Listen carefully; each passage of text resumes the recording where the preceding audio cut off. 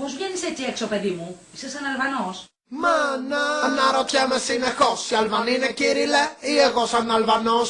Μάνα, αναρωτιέμαι συνεχώς, οι Αλβανοί είναι Κύριλλε ή εγώ σαν Αλβανός? Πάει ο καιρός που οι Αλβανοί ήτανε λέξη, που τη βγάζαν στη μιζέρια τους και στο κλέψι κλέψι, που κάναν μπάνιο μόνο τα Γιαννιού και την Ανάσταση.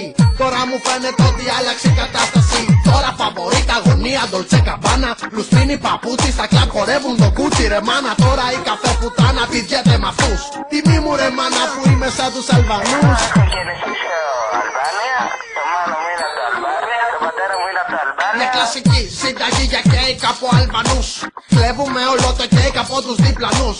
Δουλεύε για να ζήσεις και κλέψε για να έχεις. Τι κι αν είσαι Αλβανός, τι κι αν είσαι ο πλανητάρχης, πως γαμάς. Κάνεις μαλλί σαν γλύψιμο από Αγελάδα. Και από πού σε ρε Αλάνη? Από του Ελλάδα. Απ' την Ελλάδα λέγεται, πόπο ηρωνία. Δεν έχω προφορά, ήμουν ακρόνια στο Ιταλία. Έχω γεννηθεί Αλβάνια, το μάνο μου είναι από το Αλβάνια, το πατέρα μου είναι από το Αλβάνια. Τώρα τους Αλβανούς δεν μπορείς να τους κρίνεις. Και Αλβανός χωρίς χέρια είσαι ο άνθρωπος εμπιστοσύνης. Σε όλες τις δουλειές θα βρεις την άγρια φυλή.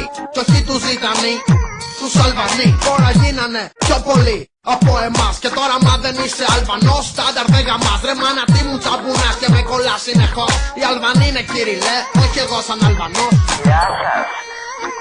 Ήθελα να βγάλω αυτό το επιλόγο γιατί με έχουν πληγώσει όλος ο συνάνθρωπος και δεν αντέχω άλλο αυτή τη ζωή.